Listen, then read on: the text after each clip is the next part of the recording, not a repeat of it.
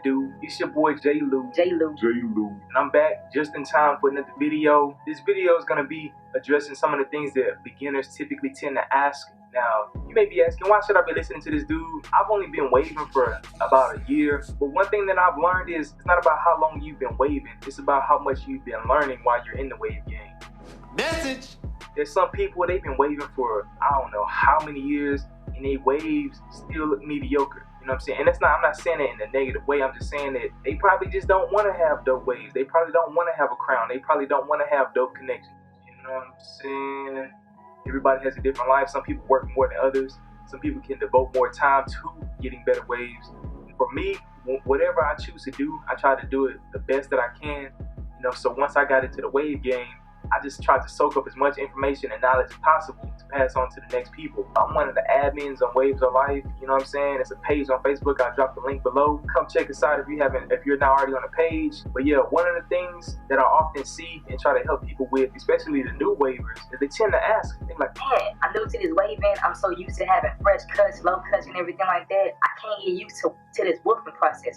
Help me out. What should I do? If you don't know what woofing is simply where you allow your hair to grow longer than you normally do. And the reason why you want to do that is because every person has a different hair texture. When your hair gets to the length necessary to curl, that's when you can start getting waves. Me, I personally believe you start woofing once your hair reaches that length that it curls at. You know what I'm saying? So people tend to say, man, how many weeks have you been woofing? Most people would say after 2 weeks of your cut, then you're woofing. But for me, I know my hair curls at a 2 with the grain. You know what I'm saying? At the length of a 2 with the grain. So if I cut my hair 2 with the grain, my first week of woofing starts the day of the cut. You know what I'm saying? So if I'm woofing 4 weeks, I cut 2 with the grain, I just basically restarted my woof and I'm still in my woof. You know what I'm saying? It's basically called woofing while you woofing. You know, it's a term that I came up with.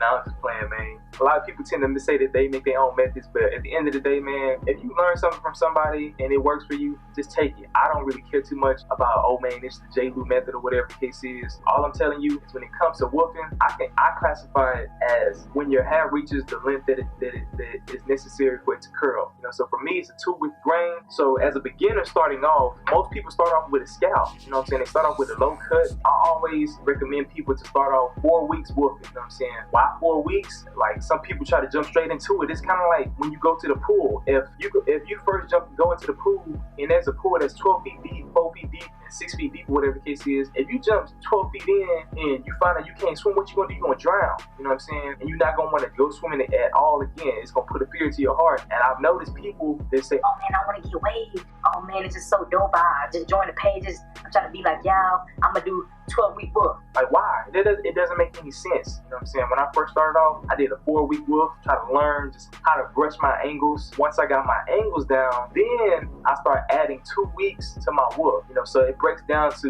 I woof my hair for 4 weeks, cut it 2 with the grain, and then from that cut, I went 6 weeks out. Cut it 2 with the grain. From there, went 8 weeks out. Cut it 2 with the grain, then went 10 weeks out. You know what I'm saying? You get the picture. I'm pretty sure the only reason why you watching this video, you trying to get waves, but most likely you ain't trying to get any kind of waves. You want to get the best waves possible. You know, so you want to start slow and figure out how long that you can maintain your hair in a woof without it going over curling. You know what I'm saying? So I always start off 4 weeks, cut. 6 weeks, cut. 8 weeks, cut. You know, so once you determine what your curl length is, that's the best way to do it. You know what I'm saying? Some people be like, oh, 2 weeks after the cut. Like I mentioned, I don't do that. It's hard to keep up with. You know what I'm saying? It's easier just to say I'm 6 weeks after 2 with the grain. You know, but yeah, I'm gonna keep this video short. That's just a quick video for all the newbies. You know what I'm saying? I'm gonna get in the next video I plan on making is probably a video talking about what kind of products I use, what kind of methods I follow. But it's your boy J. Lou. I'm about to end this video off right here. Like I said, make sure you like, comment, subscribe. Anything that you all want to see, I'll definitely try to get into it. But you gotta leave a comment for me to know. At the end of the day, salute.